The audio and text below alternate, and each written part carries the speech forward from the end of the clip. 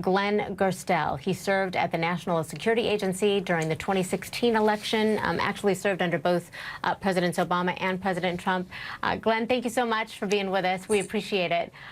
Before we get into some of the security questions there, I know that you had a most recent article in Barron's magazine. It's a really interesting piece. I highly recommend it for people to read it. And you say that America's elections are actually more secure than you think. And you write this: chances are we'll soon look back on the 2020 elections as the most secure in our history.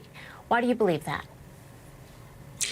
Well, we should look back just 4 years ago to 2016, when the Russians were poking around our election system, trying every door handle to see what doors were locked, to see what windows were open in our election security system, and spewing disinformation. That was 4 years ago.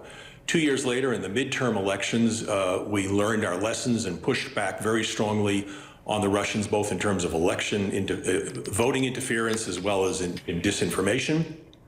And so now, 2 years later, ready for the larger presidential elections of 2020, we're now in a much better place to prevent foreign election interference, actually changing vote totals and preventing widespread fraud with mail-in ballots or other balloting at the poll places. So we're in a much better place from a security point of view. That doesn't mean it's perfect, but we're in a much better place than we've been before. So since you mentioned Russia and the disinformation campaign, I need to ask you about the news that we're getting this morning that White House pandemic advisor Dr. Scott Atlas just gave this extensive interview to Russia state media, RT as it's known. It was mainly about the coronavirus. But it does beg the question, considering the fact that the U.S. government has repeatedly said that RT is a Russian tool to spread disinformation and try to undermine U.S. democracy. Is that the right place for a White House official to be having any conversations? Well, I'm certainly more concerned about disinformation than I am about actual problems with widespread ballot chicanery. And on the disinformation point, you're absolutely right that Russia has been a very, very strong adversary in that regard.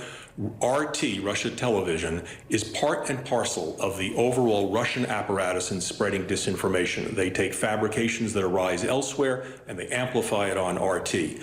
For me, for an American public official to appear on RT is certainly I'll say, a concerning choice. It's an odd choice. We don't normally have our public officials appear there for interviews. It's all part of a, potentially, we don't know, part of a disinformation on the part of Russia. We're not sure, but that's something that we need to be concerned about. So you would be concerned about that. It illustrates, obviously, that there is some sort of communication with RT and the White House. Now, this might have been a one-off. We don't know what that communication may be. We want to be very transparent. We don't know about that. But as a former NSA General Counsel, if you were still in that position, would you be concerned about any security around any conversations that may be being had and the intention of this White House? Well, I think we need to separate security concerns from disinformation. On the disinformation front, I think this clearly has the potential for being part of Russia's overall effort to sow discord and promote untruths in this election cycle and associated with the pandemic.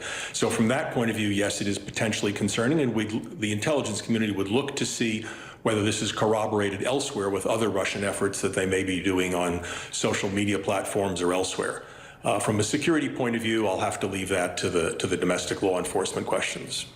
So before I let you go, I wanted to ask you about the machinery that you talk about in your article of voting being the source of the problem. You know, people get this image when we talk about disinformation or interference in an election. They get inaccurate vote tallies in their heads or election night tabulations. How vulnerable is that part of it? And what foreign entity is the U.S. most at risk from, in your opinion? Because we know the ODNI released a report August 7th about China, Iran, and Russia. What are your thoughts on both of those pieces of information? Right. So because our election system is so dispersed, we have over 3,000 counties with 85,000 polling places, which employ literally hundreds of thousands of pieces of electronic equipment, it's surely possible that something can go wrong. There could be a software glitch. There could even be a ransomware demand somewhere in a case of a county that doesn't have great cybersecurity.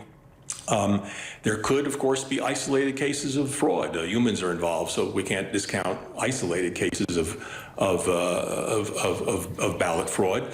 Probably not likely to favor one party over another, and almost surely not going to affect actual outcomes in a national sense.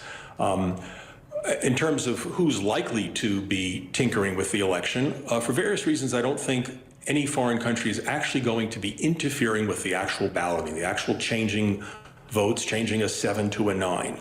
Will there be disinformation, principally from Russia? Absolutely. Possibly China, Iran, we've seen a little bit, North Korea to a less extent. But Russia is the principal one we need to be concerned about from the point of view of disinformation.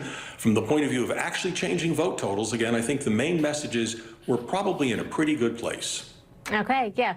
Again, his article in Barron's, America's Elections Are More Secure Than You Think, Glenn Gerstell. We so appreciate your voice in this conversation. Thank you, sir. Thank you. If I could just add one comment. I took my 96-year-old dad to early voting, and he remarked that it was the 19th presidential election that he was participating in, and this was the one that he was most concerned about. So I know this is an important topic for everybody. Wow. Thank you. Thank you, Father, for his votes. In all of the elections, of course, we know people died so we could vote. So thank you so much. Thank you. All right, let's get into the new statewide polls in these last days of the campaign with CNN political analyst Tolu Olorunipa, White House reporter for The Washington Post. Tolu, good morning to you. We got a lot to get to, so I'm just going to hit it. I want to start with Iowa. Let's put the poll up from the Des Moines Register this weekend. It shows President Trump with a 7-point lead. Now, the poll from Des Moines Register showed a tied race earlier this cycle, back in September. Reliable poll, but it is just one. Monmouth showed a statistical tie. Any indication that campaigns think that this lead is cemented for the